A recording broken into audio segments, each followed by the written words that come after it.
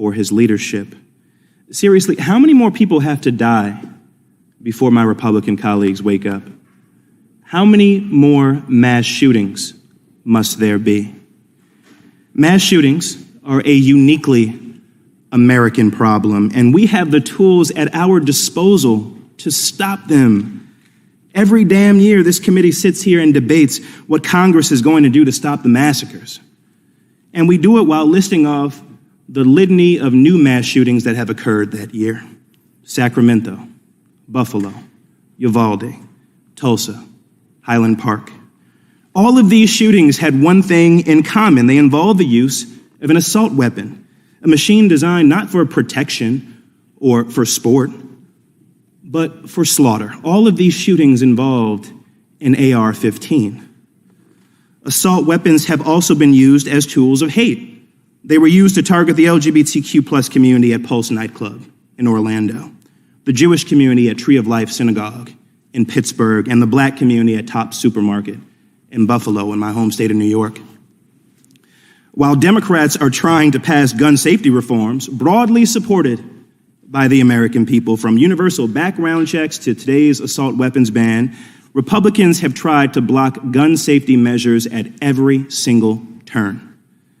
Yes, they offer meaningless thoughts and prayers, but their main proposal for addressing mass shootings is more guns. This solution is not only deranged, it has been debunked. In Parkland, Florida, as bullets ricocheted and bodies fell in the classrooms of Marjorie Stoneman Douglas High School, the armed school resource officer on the scene ran to safety outside the building. 17 innocent people died, and that officer is now facing trial for negligence and child neglect. All the good that it did to have him there in that moment. In Uvalde, Texas, where 19 children and 2 teachers were murdered at Robb Elementary School, 376 law enforcement officers reported to the scene. For those who are counting, that's 376 good guys with guns versus 1 gunman. Yet for over an hour, law enforcement did absolutely nothing, and 21 innocent people were slaughtered. The Republican argument that school shootings would be prevented by simply introducing more armed officers into schools is a fallacy, and we just watched it play out. It turns out these assault weapons are so lethal, they scare the hell out of other people who have guns.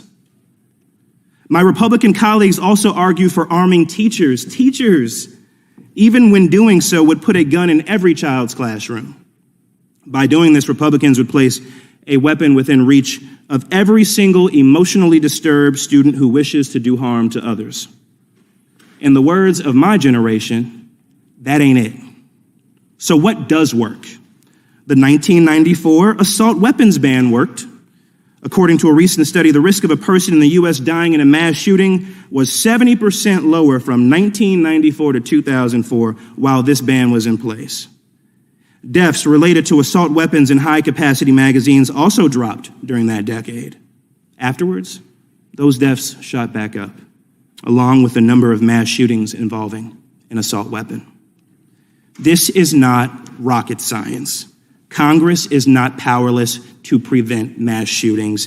We have a proven tool. I am so proud to support the assault weapons ban of 2022.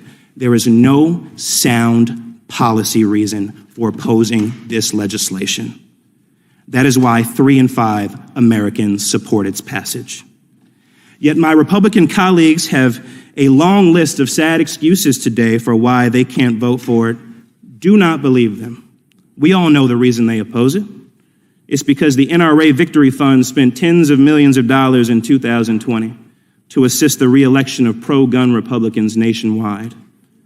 It will never cease to amaze me how a political party that self-describes as pro-life still knowingly allows the American people to be slaughtered by weapons of war. How in the hell is Wayne LaPierre's blood money worth that price? The last time I called for the Senate to abolish the filibuster to pass an assault weapons ban, right-wing media went berserk, and Tucker Carlson attacked me on his stupid show. So obviously, I'm going to do it again for the people. I yield.